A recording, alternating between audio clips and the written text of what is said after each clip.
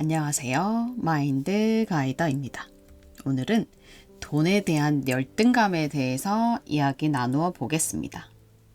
며칠 전에 있었던 저의 경험을 공유해 드릴게요. 아이와 함께 길을 걷다가 요구르트 아줌마를 만났습니다. 아이가 요구르트를 사달라고 해서 아줌마 요구르트 하나 주세요 라고 했더니 아줌마가 요구르트를 한 봉지 가득 꺼내주는 것이었습니다. 저는 요구르트를 하나만 달라는 것이었는데 아주머니가 봉지채로 내놓길래 순간 고민이 되어서 멈칫했습니다. 그리고 이어 저는 죄송하지만 요구르트 하나만 주세요 라고 말했고 그 말을 듣자마자 요구르트를 파는 아주머니의 표정이 달라졌습니다. 그리고 옆에 있던 다른 손님이 저보다 앞에 와서 요구르트를 봉지채에 산 손님에게 작은 요구르트를 보란 듯이 서비스로 꺼내어 주더라고요. 순간 저는 돈에 대한 열등감이 확 올라오면서 아니, 저는 돈이 없는 게 아니라 하나만 필요한데요? 라고 해명하고 싶었고 돈이 없지 않다는 것을 증명하고 싶었고 돈에 대한 열등감이 없어요 라고 말하고 싶었습니다. 그리고 그냥 봉지채 주세요 라는 말이 입 밖으로 나올 뻔했습니다. 그 즉시 제가 돈에 대한 열등감을 거부하고 있음을 인지하고 속으로 네, 저 돈 없어요. 맞아요. 그러니까 그냥 하나만 살게요. 지금은 하나만 사고 싶어요. 라고 열등감을 허용했습니다. 그러자 나의 내면에서 내 돈을 지켰다는 뿌듯함이 올라왔습니다. 지금 내가 요구르트를 봉지채 산다고 하더라도 들고 갈 손도 없었고 사면 무겁기도 하고 집에 요구르트가 있는데 살 필요도 없었습니다. 그러니까 돈에 대한 열등감을 느끼는 순간 내가 원하는 대로 현실을 이끌어 나갈 수 있었습니다. 내 지갑에서 돈이 새지 않게 할 수 있었고 그것은 여러모로 저에게 좋은 일이었습니다. 이것을 뒤집어 생각해보자 돈에 대한 아픔이 많은 사람일수록 사기꾼에게 돈을 잘 뺏기겠다는 생각이 들었습니다. 쉽게 말해서 누군가는 저에게 값비싼 것을 들이대면서 속으로는 제 돈을 뺏을 음흉한 마음을 숨긴 채 당신 돈 없지? 너 못 살지? 그래서 이거 못 사지? 라고 자극할 수도 있다는 거였습니다. 그때 돈에 대한 열등감을 거부하는 사람은 아니에요. 그 정도는 저 감당할 수 있어요. 라고 사고 싶지도 않은 것, 굳이 지금 사지 않아도 되는 것들을 과한 가격에 살 수도 있는 거였습니다. 그러면 그들에게 돈을 뺏기게 되는 거죠. 내 아픔이 남에게는 이용 도구가 될 수도 있는 거였습니다. 그래서 주위에서 보면 유독 돈이 없는 사람들이 돈을 사기당하는 경우가 더 많이 생기기도 합니다. 바로 돈에 대한 아픔을 거부하기 때문에 자신을 지킬 수가 없었던 거죠. 내가 돈에 대한 열등감을 잘 느끼고 허용했던 사람이라면 네, 저 돈 없어요. 맞아요. 그러니까 제 돈은 제가 지킬게요. 라고 하면서 내 지갑을 열지 못하게 합니다. 이 마음을 내가 느껴내야 내 통장에서 돈이 빠지는 것을 막을 수 있습니다.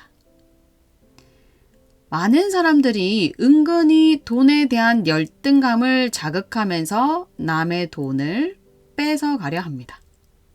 그래서 물건을 살 때도 항목을 구체적으로 확인하면서 이것저것 제대로 따져보는 것도 필요합니다. 돈에 대해 열등감이 크면 이 항목이 도대체 무엇을 청구한 것인지 묻지도 못하고 그냥 돈을 뺏깁니다. 내가 돈동거리는 것 같아서 수치스럽다고 생각하며 자기 돈을 못 지키는 거죠. 여러분들도 가만히 생각해보면 내가 그렇게 돈을 뺏긴 적이 제법 있을 겁니다. 자, 이처럼 돈에 대해 열등감을 느끼는 것에 가치와 장점을 인지한 후에 여러분들이 해야 할 것은 내가 얼마나 돈에 대한 열등감을 거부하고 있는지 느껴보셔야 합니다. 그러니까 제가 요구르트 아줌마가 저에게 당신 돈 없지? 라는 표정으로 찌를 때 아니에요, 저 돈 있어요 라고 반발하고 싶었던 그 마음의 크기만큼 돈에 대한 열등감이 있다는 것입니다.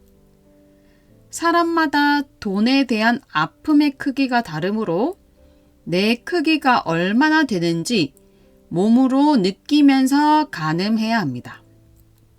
그래야 대충 이 정도 사이즈구나 라는 것을 알 수 있고 다음번에는 그 정도의 열등감이 올라왔을 때 내가 감당하겠노라는 결심이 생깁니다.